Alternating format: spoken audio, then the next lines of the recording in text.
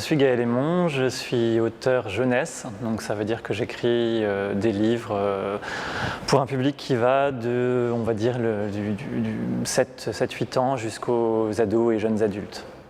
À partir de septembre donc 2017, j'ai une nouvelle série qui paraît chez Nathan, qui s'appelle Les Grandes Années. Donc c'est une série qui parle des aventures d'un groupe d'amis, ce qui a déjà été beaucoup fait, mais c'est sous un angle qui est un peu particulier, puisque l'idée c'est d'avoir une série de romans de l'intime, comme ce qui peut exister pour les adolescents, mais là c'est pour les 7-11 ans.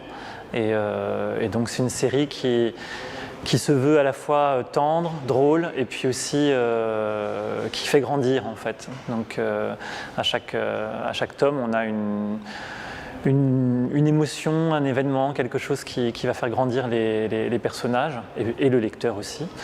Voilà, sur des choses qui peuvent être très quotidiennes, mais qui sont vraiment destinées à ce public-là. Ce qu'on peut apporter aux jeunes lecteurs ou à tout lecteur, c'est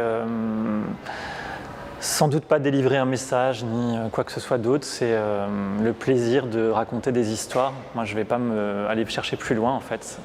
Après évidemment on réfléchit à quel angle, pourquoi on raconte ça. Je pense que ce qui est commun à tous les auteurs jeunesse, c'est quel que soit le public auquel on s'adresse, c'est de s'adresser à un public qui est encore en construction de son identité, qui est encore en pleine évolution. Et donc, voilà, je pense qu'on a tous un intérêt pour ce public-là qui nous touche pour des tas de raisons.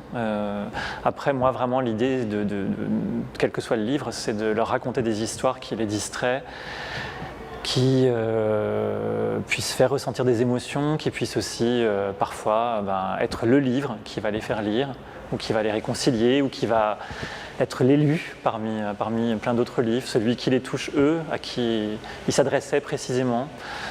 Et puis peut-être voilà, le livre qui va les toucher plus que d'autres. Ouais.